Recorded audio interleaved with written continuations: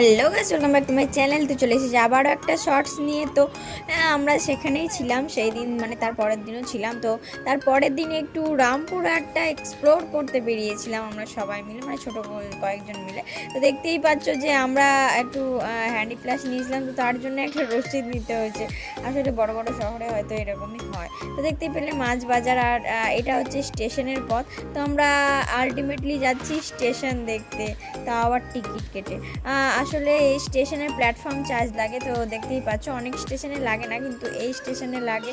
যেগুলো জাংশন সেগুলোতে হয়তো লাগে। তো তোমরা এটার বিষয়ে যদি জেনে থাকো নিচে কমেন্টে জানিয়ে দাও। আর এখন হচ্ছে শ্রাবণ মাস, তো বাবার ধামে যাওয়ার খুব ধুম। তো দেখতেই পাচ্ছ চারিদিকে শুধু দেখতেই পাচ্ছি যে সবাই বাবার ধামে যাচ্ছে। আর আমরা টিকিট কেটে চলে এসেছিলাম স্টেশনে।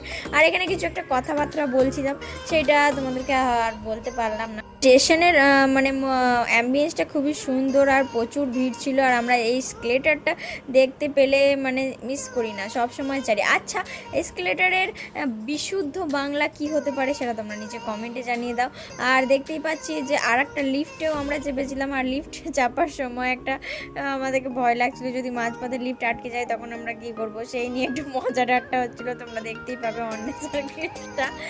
তো কিছু একটা বলছিলাম। তো তারপরে দেখতেই পাচ্ছ যে এই স্টেশনটার পুরোটা ভিউ তোমাদেরকে দেখে নিলাম। আর বাড়ি এসে মুড়ি খেয়ে দেখছি যে পিসে মশাই রান্না শুরু করে দিয়েছে। আর দেখতেই পাচ্ছ কাকু আর পিসে মশাই রান্না শুরু করেছে, হচ্ছিল মাটন কষা। তো দেখতেই পাচ্ছ এই ক্লিপসটা নিয়েছিল অন্বেষা, তাই সে নিজেকেও একটু দেখিয়ে দিয়েছে।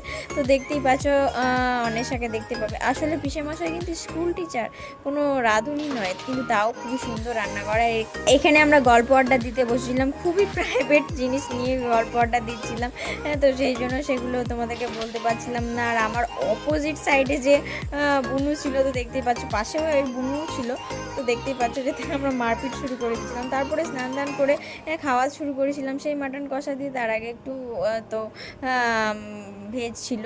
তো দেখতেই পাচ্ছ যে মাটন কষার কালারটা দেখছো যে অসাধারণ হয়েছিল খেতে।